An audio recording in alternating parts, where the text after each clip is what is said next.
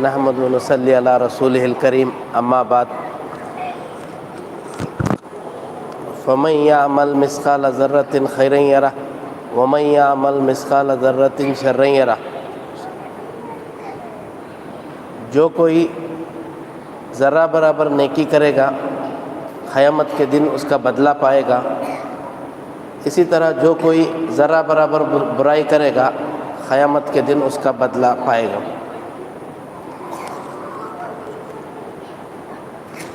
امر بالمعروف نہی عن المنکر کا جو کام ہے سب کو کرنا چاہیے، کیونکہ اس انبیاء کا آنے کا سلسلہ وہ ختم ہو چکا ہے۔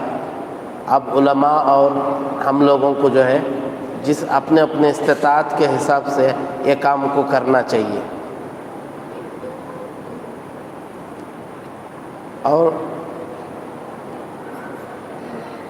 جو کوئی کسی کو بھلائی کا حکم دیتا ہے، جتنا اجر اس نیک کام کرنے والے کو ملتا ہے اتنا ہی اجر آپ کو بھی ملے گا۔ یہ کوئی معمولی بات نہیں ہے۔ ایک بندہ رات دن محنت کر کے عبادت کرتا ہے، اس کو جو اجر ملے گا وہی اجر آپ کو اس کو رہنمائی کرنے میں ملتا ہے۔ کتنی بڑی فضیلت ہے امر بالمعروف نہی عن المنکر کا فریضے کو انجام دینے کا۔ اس لیے سبھی بھائیوں سے میری گزارش ہے کہ اپنے اپنے استطاعت کے حساب سے نیکی کا کام کرتے رہیں۔ دوسری بات، ہر انسان کو دعوت کی تڑپ ہونا چاہیے اپنے اپنے استطاعت کے حساب سے۔ یہ نہیں ہے کہ آپ جو ہے اپنے صلاحیت کو ضائع کریں، یہ نہیں ہے کہ اپنے صلاحیت کو کسی بڑے علماء کے اوپر کچھ بولنے کے لیے استعمال کریں، ایسا بھی نہیں ہے۔ جو علم ہے آپ کے پاس اس کو اچھے انداز میں پیش کرے اور دعوت کا کام کرے۔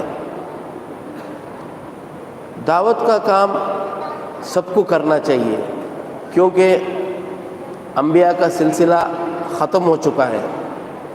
انبیاء کا سلسلہ ختم ہو چکا ہے۔ اب جو ہے نا ہم لوگوں کو ہی، علماء اور ہم جیسے عام لوگوں کو ہی دعوت کا کام کرنا ہے۔ آپ کو تو معلوم ہے اللہ کے نبی صلی اللہ علیہ وسلم جب طائف کا سفر کیے تھے زید بن حارثہ رضی اللہ عنہ کے ساتھ، جو 8 یا 10 سال کے بچے تھے ان کو لے کے دعوت کا کام کرنے کے لیے گئے تھے۔ اس وقت اللہ کے نبی صلی اللہ علیہ وسلم نے یہ سوچ کے گئے تھے کہ مکے کی قوم جو ہے میری بات نہیں سن رہی ہے تو کم سے کم دوسری قوم پہ جا کے میں دعوت کا کام کروں، مگر وہاں پہ جو ہوا اللہ کے نبی صلی اللہ علیہ وسلم کے تصور بھی میں نہیں تھا کہ وہاں کے لوگوں نے اللہ کے نبی صلی اللہ علیہ وسلم کو اتنا مارا کہ ان کے جو چہرے کا خون جو ہے اپنے جوتیوں میں تک آ گیا۔ اور مکے میں بھی دعوت کا کام کرنے کے ٹائم پہ ایسی اذیتیں دیے، یہ سب آپ جانتے ہیں، کیونکہ اللہ کے نبی صلی اللہ علیہ وسلم جب دعوت کا کام کیے بول کے ان کو جب معلوم ہوا، انہوں نے بہت سارے طریقے سے اذیتیں دیے، مارنے کی سازش کی، قتل کرنے کی سازش کی ہے۔ ان کے اللہ کے نبی صلی اللہ علیہ وسلم کے پیٹھ پر جب بیت اللہ میں تھے تو اونٹ کی اجڑی لا کے رکھ دیتے تھے اور کچرا پھینکتے تھے، پاگل، مجنون، ہر طریقے کے الفاظ استعمال کیے۔ اس کے باوجود اللہ کے نبی صلی اللہ علیہ وسلم اپنا دعوت کے کام کو نہیں روکے۔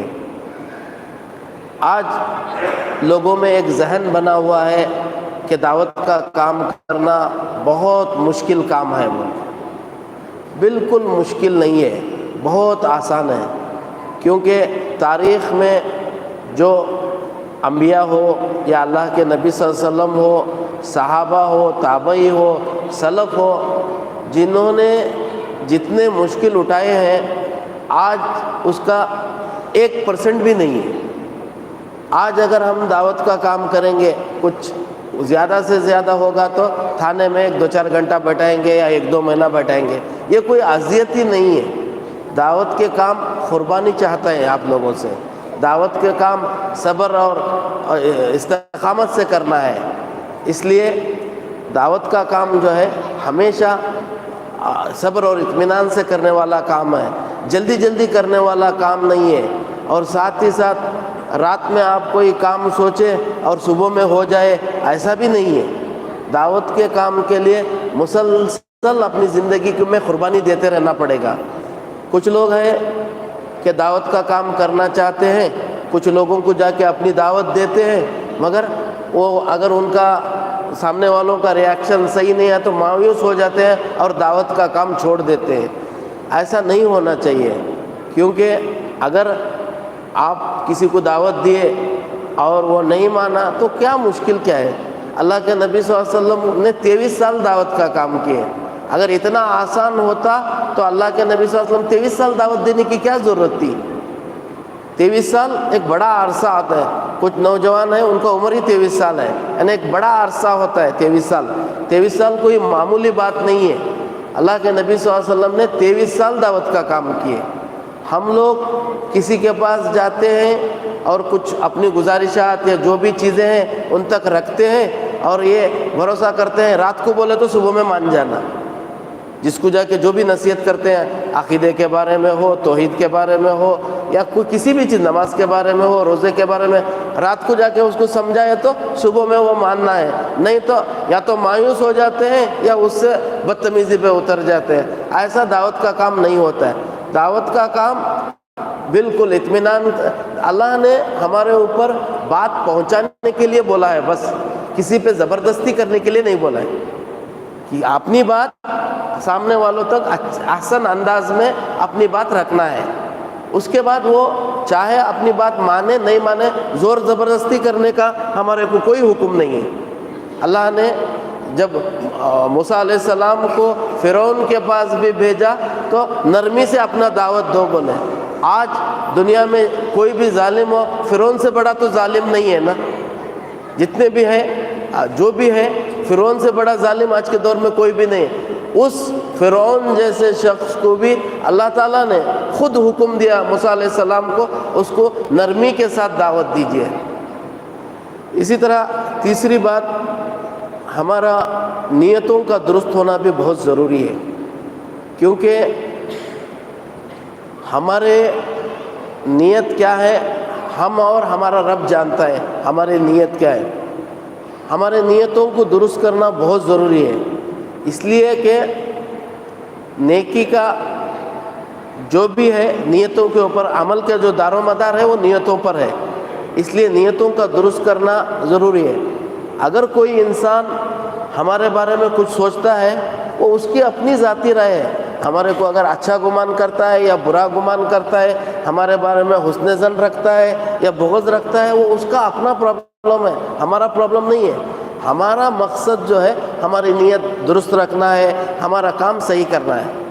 اگر کوئی ہمارے کو برا سمجھتا ہے، ہم برے نہیں ہو جاتے.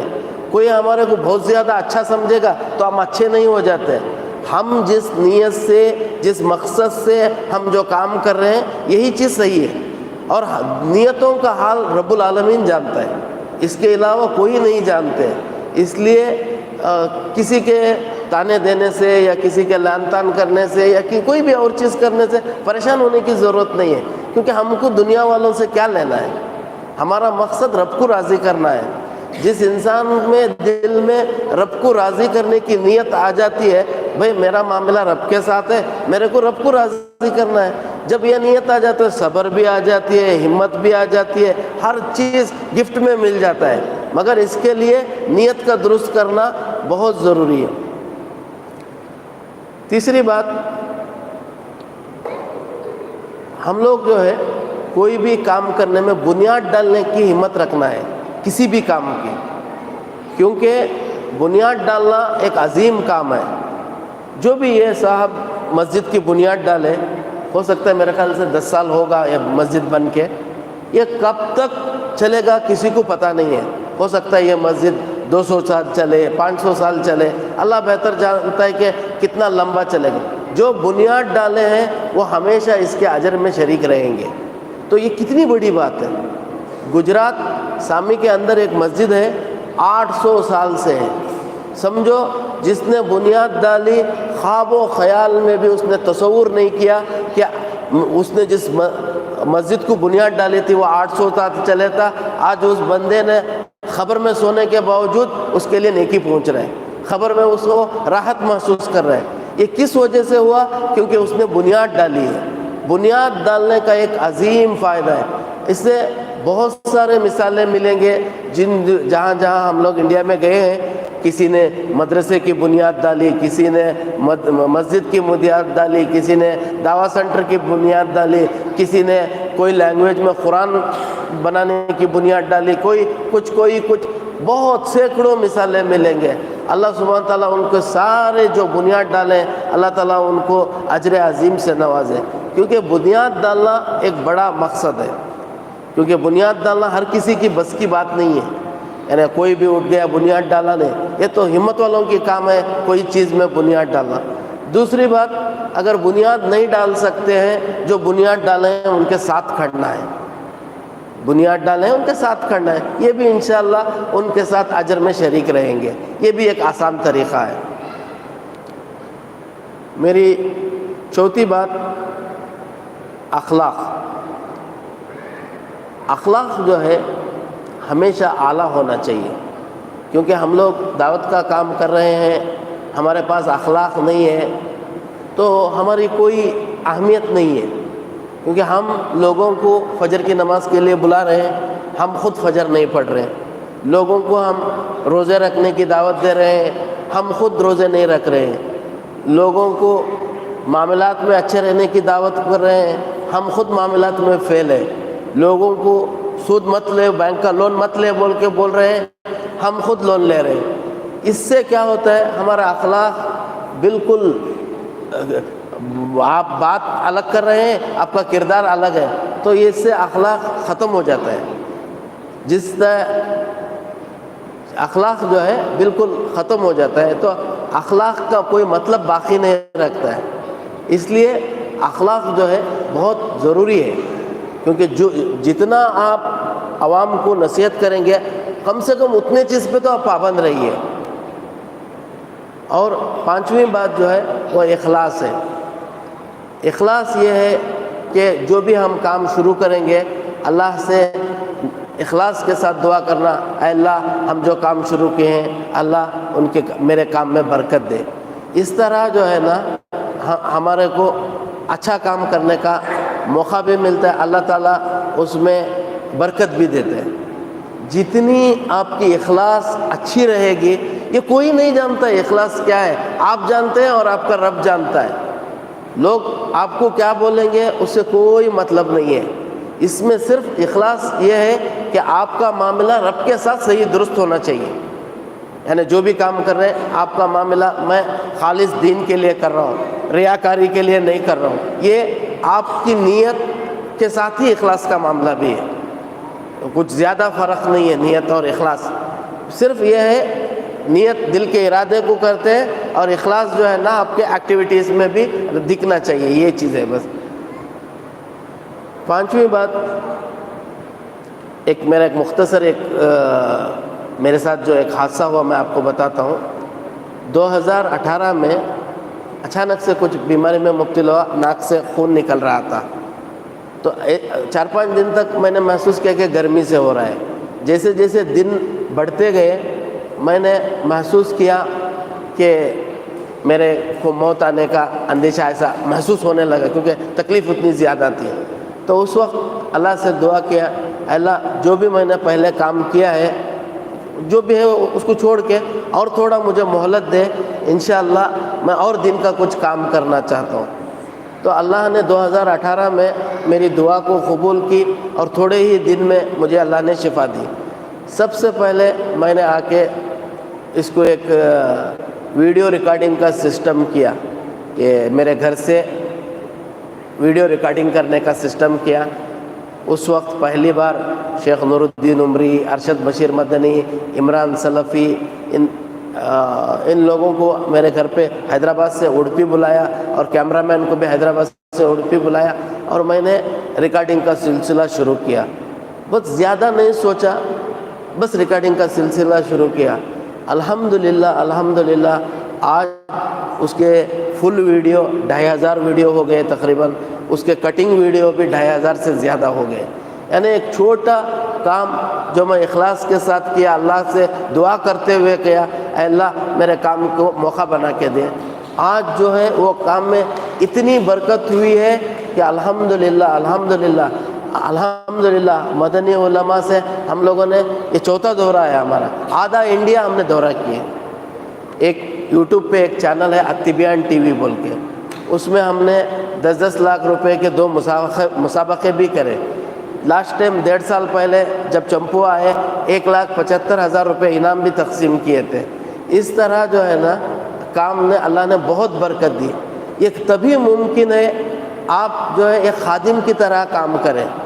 اللہ سے اپنے لیے ہمیشہ دعا مانگے کہ اے اللہ ہم کو خیر کے لیے ہم کو چن لے، خیر کے کام کے لیے ہم کو، ہمارے لیے خیر کے کام کے لیے راستے دے. جب جا کے اللہ نے راستے کھولتے ہیں. ہر وقت اللہ سے دعا مانگنا چاہیے، اے اللہ میرے کام میں برکت دے، اے اللہ میرے سے خدمت لے، اے اللہ. یہ چھوڑ کے جو ہے نا ہم نام و نمود کے لیے کریں گے یا کئی لوگوں کے القاب کے لیے کریں گے، وہ برکت چلی جاتی ہے. جب برکت چلی جائے گی تو کام میں مزہ نہیں رہے گا. جب تک اخلاص اور نیت کی درستی رہے گی کام میں برکت رہے گا. الحمدللہ آج بھی چمپوا، جمپورا، جینٹ گڑھ اور مولا نگر اور اس طرح 5 مسجدوں میں آج جمعہ کا خطبہ ہوا. 5 مدنی علماء آئے ہیں، جمعہ کا خطبہ ہوا الحمدللہ. یہ کارواں انشاءاللہ 15 دن تک چلے گا. ہم لوگ حیدرآباد سے نکلے ہیں تقریباً 29 تاریخ کو. یہ 15 دن تک چلے گا. سارے علماء اخلاص کے ساتھ اچھی نیت لے کے دعوت کا کام کر کے نکلے ہیں. ہم نے کبھی تصور بھی نہیں کیا کہ لوگ اس طرح سے ہمارا ساتھ دیں گے. واللہ بتا رہا ہوں، لوگوں نے شک میں تک مبتلا کر دیا کہ فلاں لوگ احترام نہیں کریں گے، فلاں لوگ آپ کا استقبال نہیں کریں گے، فلاں جگہ پہ ایسا ہوگا، فلاں جگہ. ہماری بات واضح تھی کہ ہم کو کسی کے استقبال کے نہ محتاج ہے، کسی کے احترام کا محتاج ہے، نہ کسی کے تکریم کا محتاج ہے. ہم ہماری زندگیوں میں جو گناہ ہوئے ہیں اس کی تلافی کے لیے، ہم قیامت کے دن اللہ ہمارے گناہوں پہ پردہ ڈالے، اس نیت سے نکلے ہیں. ہم کو کسی کے تکریم سے، کسی کے عزت کرنے سے یا کسی کے مہمان، ہم کو کوئی غرض ہی نہیں ہے. جب ہمارا نیت واضح ہے تو ہم کو کسی سے کوئی لینا. ہم بس اللہ کا نام لیے اور ایک گاڑی میں 5 مدنی علماء اور میں ساتھ میں 6 لوگوں نے نکلے. اتنا خوشی کا سفر ہوا ہم لوگوں کا، تصور بھی نہیں کر سکتے، کیونکہ ہم لوگوں نے اچھی نیت سے نکلے ہیں. اسی طرح میں آپ لوگوں کو آخری بات بتا کے میری بات مکمل کروں گا کہ التبیان بول کے ایک ٹی وی چینل ہے جس میں 1500 ویڈیو ہے علماء کے.